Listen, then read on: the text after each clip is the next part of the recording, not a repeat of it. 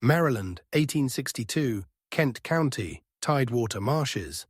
The object that survived was not grand, not gilded, but ordinary. A small notebook, bound in cheap leather, its pages swollen by damp air, its ink bruised by mildew.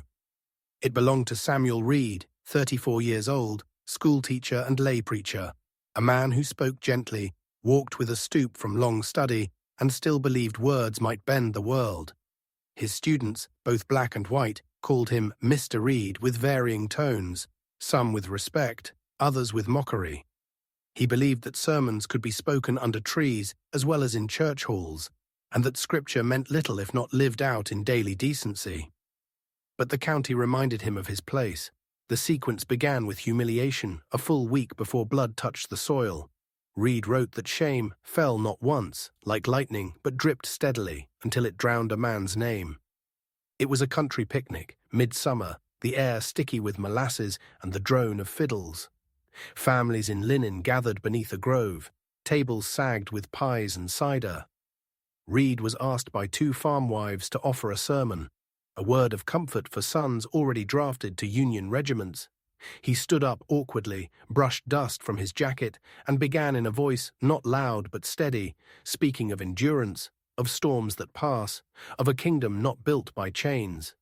He had scarcely reached the line, "Blessed are they who hunger after righteousness," when Abram Pike rose from his seat. Pike was thick in the shoulders, red from drink, owner of 200 acres of corn and 25 souls he claimed as property. His laughter came first, a bark like a dog startled awake. He raised a hand and shouted to the musicians, "Play louder, drown him out." The fiddles screeched, the drum thumped, and Reed's words vanished in the racket. Laughter followed. Pike strode up, holding a pitcher of cider. Without pause, he dashed it into Reed's face. The sweet liquid stung Reed's eyes, soaked his shirt. "That'll cool your Yankee preaching," Pike sneered. Children clapped, men guffawed. Someone shouted, "Give us a hymn, coward." Then came the teenagers egged on by Overseer Briggs, who smirked from the edge of the crowd. They gathered ears of corn from baskets, pelting the teacher. Kernels thudded against his arms, one struck his temple. A girl squealed with delight. Reed staggered back but did not retaliate. The final blow came from authority itself. The market warden, summoned by Pike, approached with stiff dignity. He pronounced Reed guilty of incitement, a vague crime meaning little more than speaking out of turn. A fine was levied, $5, nearly a month of Reed's meager pay.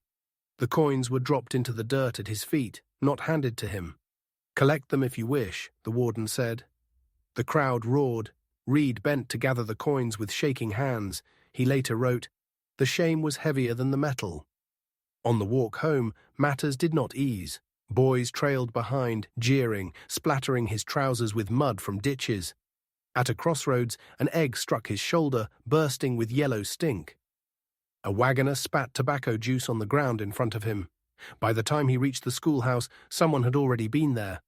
Across the door in thick charcoal strokes was scrawled a single word, "Outsider." That night Reed washed his shirt by lantern light. He pressed it against the washboard until his knuckles bled, as if scrubbing could erase memory. But the word on the door remained, black against pale wood, visible even in the dark. This was the beginning of the notebook. He began with Pike. His daily cruelties, written not as rhetoric, but as record. "Debts for air," Reed wrote, small fines charged to slaves for the smallest pause in work. Rations withheld for a lazy step. Reed listed the chain stocks by the well, where water and iron lived side by side. He described Pike's laughter as he measured lashings, not in mercy, but in arithmetic. Among those bound to Pike's acres, Reed noted one name with care, Isaiah Cole. Isaiah was 30, strong in the shoulders, quiet of tongue. His hands were exact, able to mend plows or carve joints in timber. But what defined him was loss. Reed wrote, "Wife gone, child gone, winter took them both. Medicine refused by Pike not to spoil them," he said. Isaiah buried them in frost-hardened soil, alone. No hymn was permitted, no marker but a rough board. After that he spoke little, yet Reed observed him closely. "His silence is not emptiness," he wrote, "but a vessel filled and lidded." He noticed Isaiah's eyes follow the horizon when storms gathered, as if listening to voices the wind carried. The county itself was restless. News of Union drafts ran through taverns like fire through pine. Boys vanished into camps, mothers wept by dry wells. Slave patrols thickened the roads, horses stamping at dusk. The cornfields grew high, their leaves hissing when the Chesapeake winds came heavy with salt and thunder. Reed walked those roads with a sense of tightening. He wrote of the sky, low, swollen, like a lid pressed upon boiling water. He felt that both masters and slaves breathed the same heavy air, though in different measures. One with fear of loss, the other with a hope that sharpened into something harder. In his classroom he tried to continue. Children recited numbers, chalk squeaked against slate. But when he looked through the window at the fields, he swore he saw more than wind moving the corn. The notebook's early pages close with one phrase, written 3 times as if to convince himself, "It is not yet, but it is near." That was the first part of the chronicle. The humiliated teacher, the cruel planter, the silent man bereft of family, and the county trembling beneath storm clouds, all drawn together, all waiting for the hand that would turn humiliation into something else. The dawn of August 17, 1862, came grey and windless over Kent County. The tidewater marshes steamed with their sour rot, and the cornfields stood in rows like silent battalions. But when the first farmhands went out to Abram Pike's main field, they froze at the sight, waiting at the boundary stone. Not merely a body, something worse, a figure raised high, arranged with care. A cedar beam had been driven into the earth, its crosspiece lashed tight. To it was bound Abram Pike, or what remained of him. His arms were spread wide, palms outward, as though mocking the pose of crucifixion. His Sunday coat blue broadcloth, the one he wore to the courthouse, was buttoned neat across his chest, but stuffed with straw until the seams bulged. From the collar spilled dried corn silk, stitched and knotted like hair. His boots dangled 2 feet from the soil. He was not dangling in struggle. He was posed, stilled, offered to the field. The soil beneath lay broom-swept clean, not a footprint visible. Even the usual scatter of husks and stones had been cleared. Around him the rows rustled uneasily, though no wind touched them. Crows wheeled overhead, but did not land.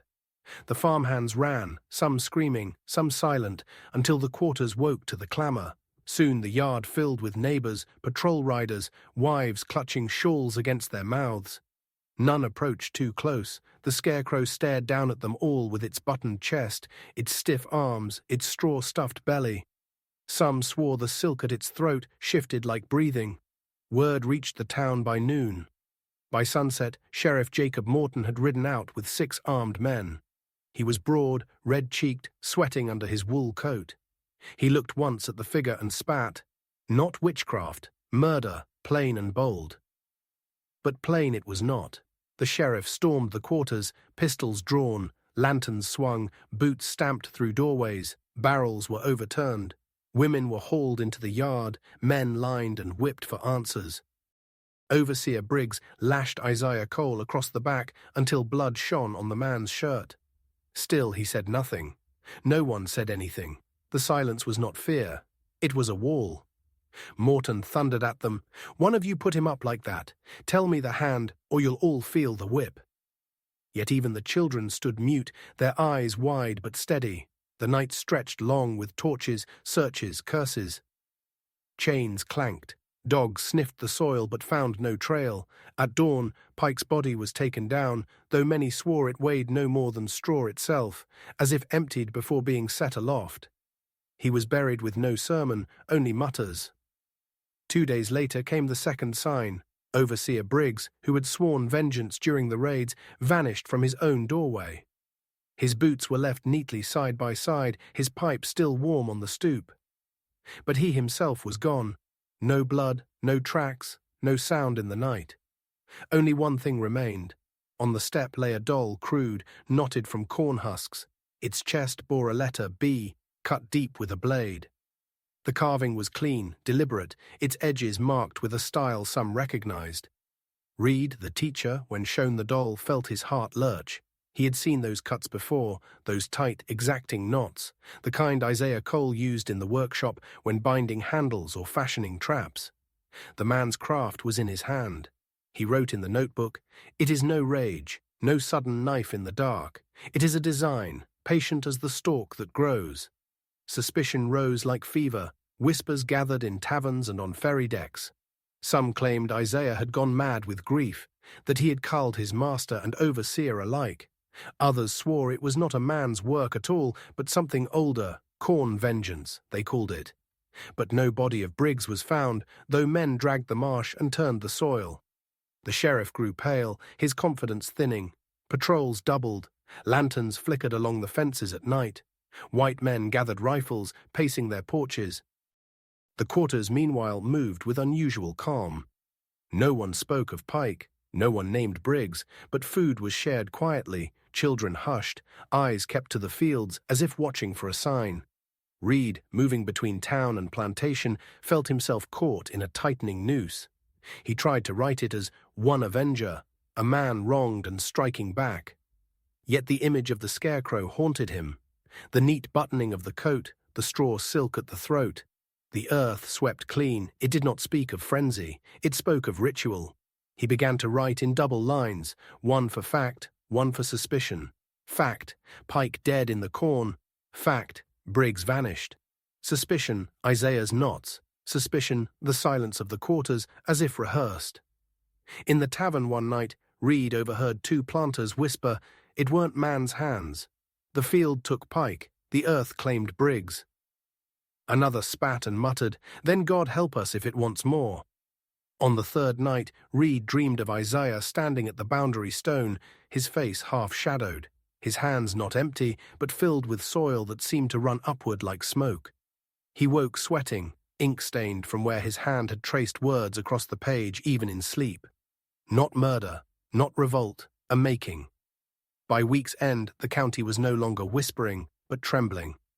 And still, in the cornfields, the crows circled without landing. The week after Briggs's disappearance, Kent County seemed to stagger like a fevered body. Farmers carried pistols into their own fields. Church bells tolled longer than the sermons that followed. Children were kept indoors. Even the dogs, so quick to bark at strangers, slunk silent at their master's heels. Samuel Reed's notebook thickened with restless ink. He tried to impose order on what he saw, to make it fit into categories the mind could bear. One man, Isaiah Cole, striking down those who had wronged him. A single avenger, not an unseen force. Reed wrote the words, "Isaiah guilty," 3 times on one page. He underlined them, but each time the ink dried, the certainty vanished. For details slipped through the frame. Witnesses spoke of cicadas falling silent when Pike was found, of iron hinges on barn gates turning icy to the touch, even in August heat. One woman swore her milk curdled when she walked past the field where the Scarecrow had stood. Reed dismissed them as superstitions, yet he wrote them down all the same. Even lies, he reasoned, have a weight in the mind of a people. And the people, black and white alike, had begged to whisper differently. The elders in the quarters spoke of water prayers. These were not the hymns Reed knew, not the Baptist cadences he preached on Sundays, but something older. Lineage rites passed through whispered memory, prayers to the reed and the marsh, the silt and the tide. Reed, half fascinated and half afraid, wrote, "They kneel not to pew or pulpit, but to earth itself, as if the soil were listening." He began to wonder whether Isaiah was not simply a man of grief, but a vessel carrying something larger, something that moved through him with the patience of stalk and stone. Then came Caleb Hart. Hart was no planter by sweat. He was a financier, Pike's mortgage partner, a man who sat in parlours while others bent in fields. He was round-faced, neat in his waistcoat, given to boasting of his ledgers. If Pike was the lash, Hart was the chain of debt that bound both land and flesh. He was found at a boundary marker 3 miles from Pike's plantation. Buried to the chest in soil, tamped hard as brick. His mouth stuffed with corn kernels and scraps of promissory notes torn from his own office ledgers. His eyes bulged open, his hands clawed upward as if pleading. But no sound had escaped. He had been planted like seed. The terror that followed was not sharp, but absolute. If Pike's death could be dismissed as vengeance, if Briggs's disappearance could be blamed on flight, Hart's fate was harder. Who could bury a grown man to the chest in tamped earth without sign of struggle, without witnesses, without tracks? Sheriff Jacob Morton, who had sworn to bring law, lost his resolve. He left that very night, slipping down to the ferry with his horse saddled. The ferryman later swore he crossed the river pale as chalk, muttering that the bullets fall into a void. He was never seen again. With the sheriff gone, order collapsed. Night watches were held, but half the men were drunk before dawn. Lamps were lit, but guttered in the damp air. Planters spoke bravely in daylight, but would not walk their own fields alone after dark. Reed's notebook grew jagged. He began to record not just events, but sensations. The corn speaks in windless nights. Shadows too tall for men. I touched the gate, iron cold as January. He wrestled with the urge to name Isaiah the culprit, to cling to human cause. Yet the silence of the quarters unnerved him most. No man or woman there wept for Pike, none rejoiced either. They moved as if part of some agreement, as if grief and fear had been melted into iron discipline.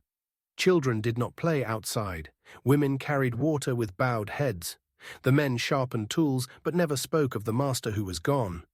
When Reed asked Isaiah, directly cornering him by the blacksmith shed, the man only looked at him, not with defiance, not with fear, but with a gaze Reed later described as a mirror of marsh water, reflecting, not answering. The white community turned inward. Rumors swelled like tumors. Some claimed Isaiah had raised a secret army in the fields. Others whispered he had learned witchcraft from marsh women, midwives and root workers who knew what plants whispered when boiled at midnight. Still others said the soil itself had grown weary of blood and rose up through him. In taverns, drunken men spoke of raising a militia, of burning the quarters to ash. Yet none volunteered to lead. The memory of Pike strung like a scarecrow and Hart buried like corn was too heavy. Even those who mocked fear by day felt it pressing at their windows by night. Then came the faintest crack. A group of boys, sons of planters, decided to mock the fear. They sneaked to Pike's field with a bottle of rum, daring one another to stand at the boundary stone where the cedar beam still left its scar. At midnight they returned white-faced, swearing they had heard breathing from the soil. One never spoke again of what he saw. His hair turned grey within a month. Reed recorded the tale, unwilling to believe, unable to dismiss. "Their bullets fire into nothing," he wrote, echoing Sheriff Morton's last words. "This is no war of men, but of memory." By late August, Kent County was a wound. Plantations lay half abandoned.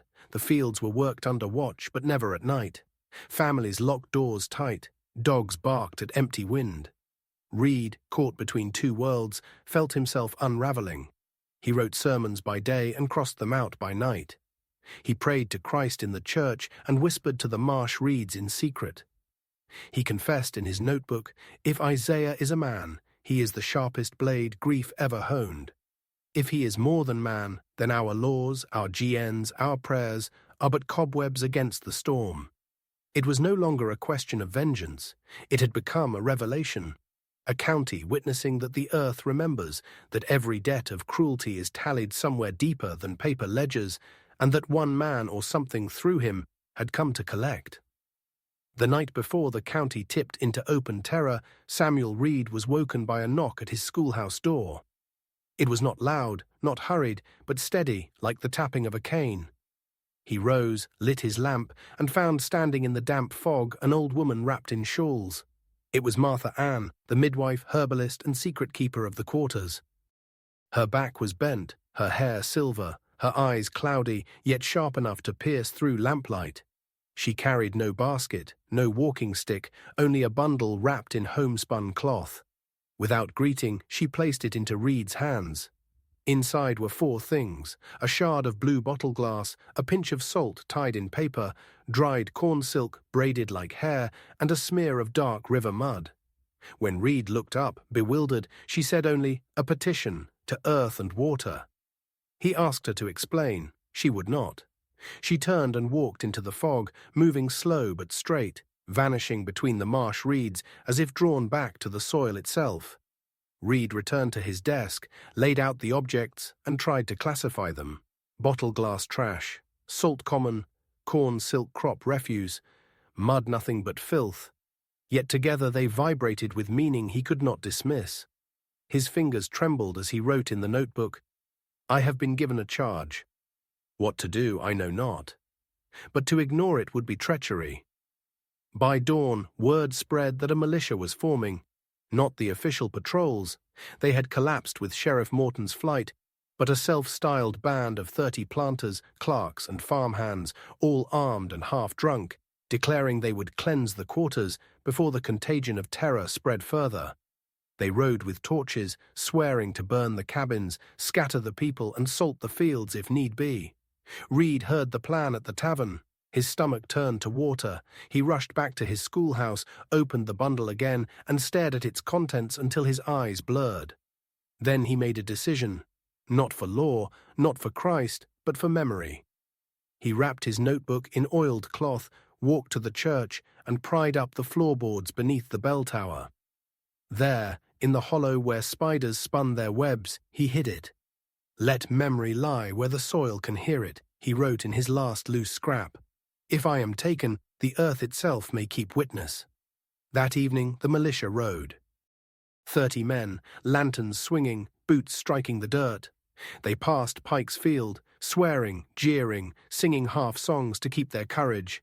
The enslaved had already retreated, cabins empty, fires doused, silence thick as smoke. At the edge of the corn, the riders paused. The wind, strong a moment before, died to stillness. The horses snorted uneasily. Lamps flickered, guttered, and one by one went out, leaving only pale moonlight. A fog unrolled from the marsh, low and wet, curling into the rows, and from that fog something rose. At first it looked like a man, then like more. A figure plaited from corn stalks, bound with cattail leaves, its body heavy with wet earth. It had no face, only hollows where eyes might be, dark as river mud. Its arms hung like bundles of reeds, yet moved with terrible intention. The riders shouted, cursed, raised rifles. A shot rang, but the smoke dispersed without echo, the bullet swallowed by mist. Horses reared, eyes white. The figure did not strike as men strike, it planted. It moved with uncanny calm, taking hold of the nearest rider, enfolding him in its reed-wrapped arms. The man's scream rose but was muffled as the figure carried him into the rows, laid him into the soil as if sowing seed. His kicking legs stilled, the ground seemed to breathe, closing over him. Another rider lunged with a torch. The figure caught him too, pressing him into the earth, covering him with stalks.